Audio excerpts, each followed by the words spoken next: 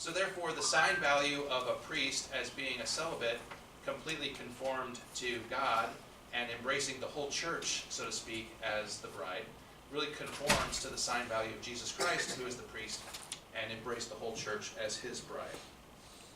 So since the priests are called to live in the person of Christ, that sign value is magnified if a priest is celibate.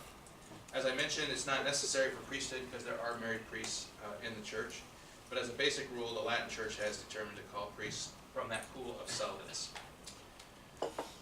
Interesting, the Code of Canon Law says that priests are to maintain continence and embrace celibacy, first of all, to adhere more easily to Christ with an undivided heart, and to dedicate themselves more freely to the service of God and humanity.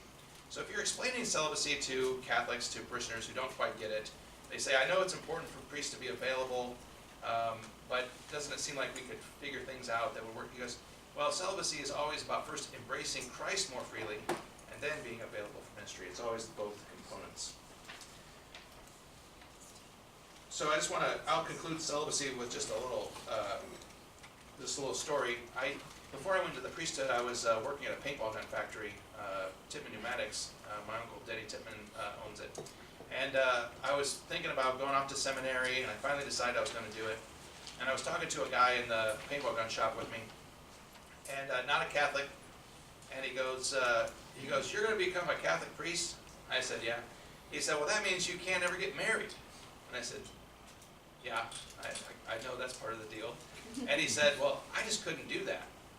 And it just dawned on me, and I go, well, that's good. God's not calling you to do that. You know, I feel like I can do that, and I want to do that. So that's a good indication that maybe God is calling me to do that. So sometimes celibacy strikes people as just being sort of unnatural.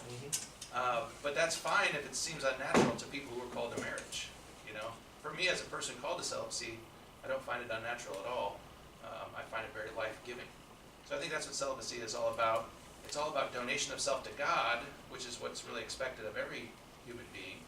You guys live that donation of self in your marriage vocation. I'm living it in that celibate vocation. Any questions about that? Any questions about anything else I've talked about? I'm sure we probably need a little restroom break before Stan takes over. And then I'll be taking off. Just want to say my prayers with you all. I'll see some of you. I'm on one of the boards. What do we call that? Torture chamber board? I can't remember what word. Oh, that was the private confidential way that we refer to that. Okay, yeah, sorry. For you guys, it's called the scrutiny boards, I think. But I look forward to walking with you on this journey. If I can help you in any way,